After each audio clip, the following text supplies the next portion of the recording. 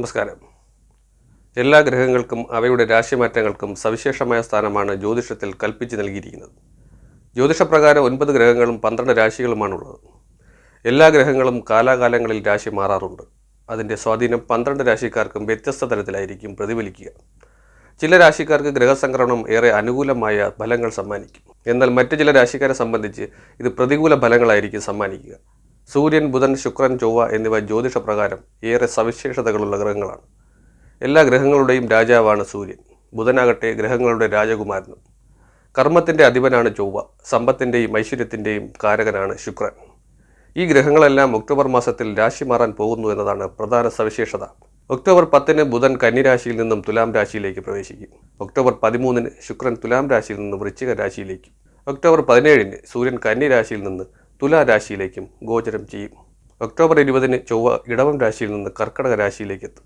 ഈ രാശി മാറ്റങ്ങൾക്കെല്ലാം ജ്യോതിഷത്തിൽ ഏറെ സവിശേഷമായ പ്രാധാന്യമുണ്ട്. ചില രാജയോഗങ്ങൾ രൂപപ്പെടാനും കാരണമാകും. ഒരേ രാശിയിൽ ഒന്നിലേറെ ഗ്രഹങ്ങൾ സംയോജിക്കുമ്പോഴാണ് രാജയോഗങ്ങൾ രൂപപ്പെടുന്നത്.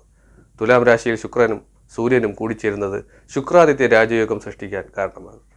ഏതൊക്കെ രാശിക്കാർക്കാണ് ഇത് ശുഭകരമാകുന്നത് എന്ന് നോക്കാം. ആദ്യത്തേത് ഇടവൻ രാശിയാണ്. കാർത്തികയുടെ മുക്കാൽ ഭാഗം, രോഹിണി, മകയിരത്തിൻ്റെ ആദ്യ പകുതി എന്നീ നക്ഷത്രങ്ങളാണ് ഇടവൻ രാശിയിൽ വരുന്നത്. തുലാം രാശിയിലെ ശുക്ര സൂര്യ സംയോഗം വഴി രൂപപ്പെടുന്ന ശുക്രാദിത്യ രാജയോഗം ഇടവൻ രാശിക്കാർക്ക് ഏറ്റവും അനുകൂലമായിരിക്കും. സാമ്പത്തികമായി വലിയ പുരോഗതി ഈ സമയം ഇവർ കൈവരിക്കും. ജോലിയിൽ സ്ഥാനക്കയറ്റത്തിനും ശമ്പള വർധനവിനും സാധ്യത കാണുന്നുണ്ട്. ആരോഗ്യ പ്രശ്നങ്ങളുള്ളവർക്ക് പുരോഗതി പ്രതീക്ഷിക്കാം. ഏറെ നാളായി കുട്ടികളില്ലാതെ വിഷമിക്കുന്ന ദമ്പതികൾക്ക് സന്താന ഭാഗ്യം കൈവരുന്നതാണ്. അടുത്തത് ചിങ്ങൻ രാശിയാണ്. മകം, പൂരം, ഉത്രം കാൽഭാഗം എന്നീ നക്ഷത്രങ്ങളാണ് ചിങ്ങം രാശിയിൽ വരുന്നത്. തുലാം രാശിയിലെ ശുക്ര സൂര്യ സംയോഗം വഴി രൂപപ്പെടുന്ന ശുക്രാദിത്യ രാജയോഗം ചിങ്ങൻ രാശിക്കാർക്ക് ശുഭകരമായ ഫലങ്ങൾ സമ്മാനിക്കും. ഏറെ നാളായി മനസ്സിൽ കൊണ്ടു നടക്കുന്ന ആഗ്രഹങ്ങളെല്ലാം സഫലമാകും. ആത്മവിശ്വാസത്തോടെ ഏറ്റെടുക്കുന്ന ജോലികൾ വേഗത്തിൽ പൂർത്തിയാക്കാൻ സാധിക്കും. മത്സര പരീക്ഷകളിൽ വിദ്യാർത്ഥികൾക്ക് വിജയം കൈവരിക്കാൻ സാധിക്കും. അപ്രതീക്ഷിതമായ സ്ഥലങ്ങളിൽ നിന്നും ധനാഗമനവും പ്രതീക്ഷിക്കാവുന്നതാണ്. അടുത്തത് തുലാം രാശിയാണ്.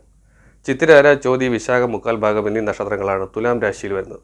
തുലാം രാശിയിലെ ശുക്ര സൂര്യ സംയോഗം വഴി രൂപപ്പെടുന്ന ശുക്രാദിത്യ രാജയോഗം തുലാം രാശിക്കാർക്കും അനുകൂലമായി ഭവിക്കുന്നതാണ്. സാമ്പത്തിക നേട്ടം പ്രതീക്ഷിക്കാവുന്നതാണ്. അതുവഴി പുതിയ നിക്ഷേപങ്ങൾ തുടങ്ങുന്നതാണ്. പഴയ വാഹനം മാറ്റി പുതിയ വാഹനം വാങ്ങാനുള്ള സാധ്യത കാണുന്നുണ്ട്. വസ്തു സംബന്ധമായ ഇടപാടുകളിൽ ലാഭം കൊയ്യാനാകും. പുതിയ വസ്തുക്കൾ വാങ്ങാനും അവസരം വന്നു ചേരുന്നതാണ്. വ്യക്തിജീവിതം മികച്ചതായിരിക്കും. കുടുംബാംഗങ്ങൾക്കൊപ്പം കൂടുതൽ സമയം ചെലവഴിക്കാനുള്ള സമയം ലഭിക്കുന്നതാണ്. ജോലിയില്ലാതെ വിഷമിക്കുന്നവർക്ക് പല അവസരങ്ങളും വന്നു ചേരുന്നതാണ്. മേൽപ്പറഞ്ഞ രാശിക്കാർക്കാണ് ശുക്രാദിത്യ രാജയോഗം മൂലം സൗഭാഗ്യങ്ങൾ വന്നു ചേരുന്ന നക്ഷത്രക്കാർ. ഈ രാശിക്കാർ ദേവീക്ഷേത്ര ദർശനം നടത്തുന്നതും വഴിപാടുകൾ നടത്തുന്നതും തടസ്സങ്ങൾ നീങ്ങുന്നതിന് സഹായകമാകും. എല്ലാവർക്കും നല്ല ദിവസം ആശംസിക്കുന്നു. നമസ്കാരം.